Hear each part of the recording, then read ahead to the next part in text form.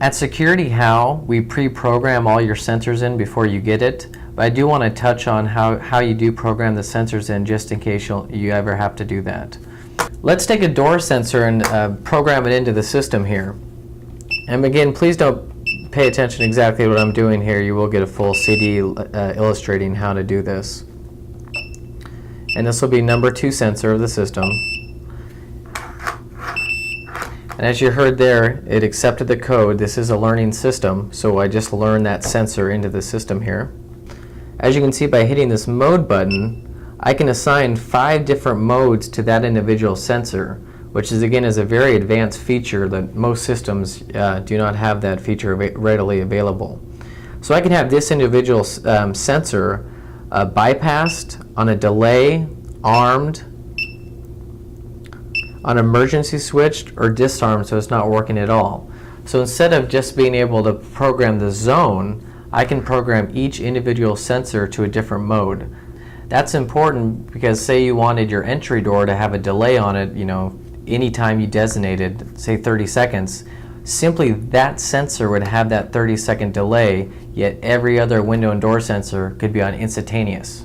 It gives you that ability to pick out which entries you want to assign that delay. Here's a motion sensor which comes with the system. These can cover a range of 8 feet, 16 feet, to over 24 feet, depending on the range you want to cover. I'll open the system up here, and as you can see they come with AA batteries. I'll plug in the power source to turn the unit on, and you saw that red light flicker. It's catching the motion. And take this system here, we'll program it into the system.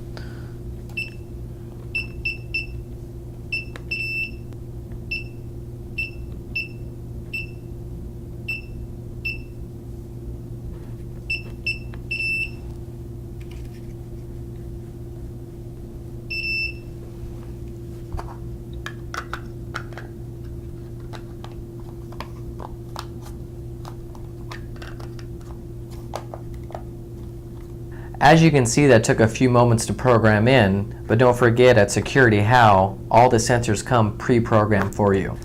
The motion also comes with some mounting hardware. This pivotal head allows you to angle the motion any angle you want to cover the designated area you want protected. So let's test the motion. We'll arm the system here.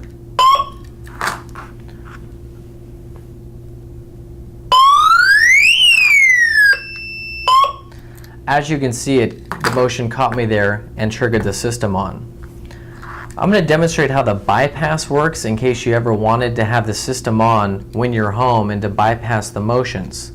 So again, on your key fob, that bottom left lightning bolt button, if I hit that twice, it bypasses the motions. Now I'll arm the system.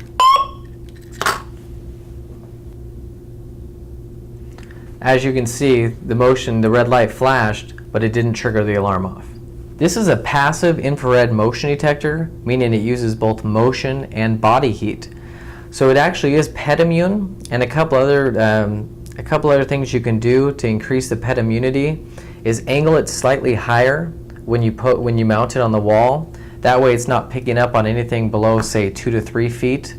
You can also put some electrical tape on the inside of the sensor here, because there is 3 lasers inside there on the bottom layer, and that again will bring up the level that it's actually protecting. The motion detector has a 135-degree horizontal view range and a 90-degree vertical range, covering any space you'd want protected. Here we got the glass sensor that comes with the system. One of the most common ways burglars break into your home is actually breaking through the glass. This is a really neat glass break sensor because it is shock censored, meaning we could set the sensitivity to a level where just pounding on the glass will trigger the alarm actually before they break it. But otherwise it is picking up on that high frequency of glass breakage. We'll plug the glass break in for power. And again, this sensor doesn't have to be on the window. It actually covers a range of up to 70 feet of open air. So you can put it in a room and it's going to protect all the glass in that individual room.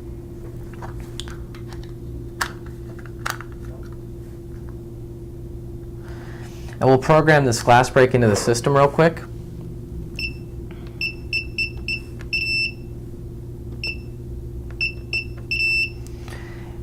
And simply by blowing into the glass break, we'll trigger it. And as you heard that beep, the system learned the glass break right there.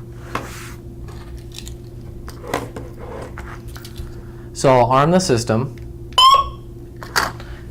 And instead of blowing into the glass break this time, I'll actually take a ruler. This is officially how you test it in your own house. You either take a rubber or plastic ruler and slap on the glass that you want to protect. And I'll just demonstrate it here by slapping on the office desk.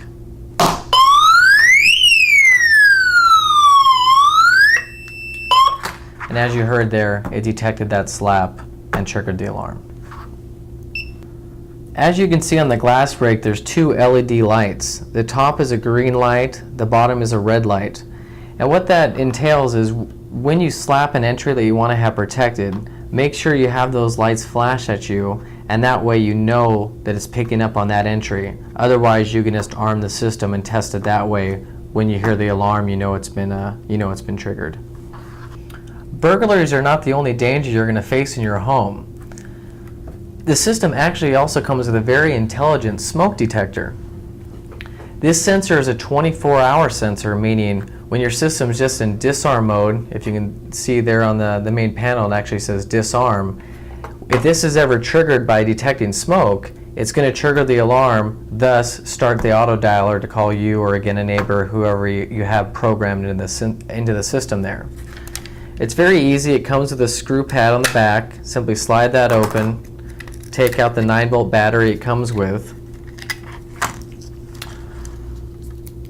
Plug it in here to the smoke and slide that battery right back in. And again, I'll learn the smoke detector on the system here.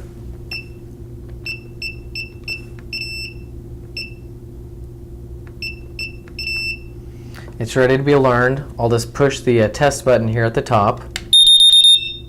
And as you heard the beep, it's learned in the system.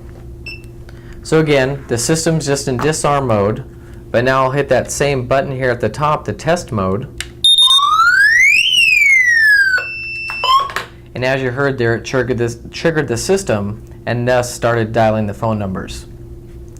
I would recommend having one of these smoke detectors in every level of the home, if not in every room. Again, that's your call, but they are very effective. How it's almost like having a monitored smoke alarm, which again is upwards of $39, $49 a month. So even if you're home taking a nap one afternoon and the system's in disarm mode, if this detects smoke, it's ringing in and calling you.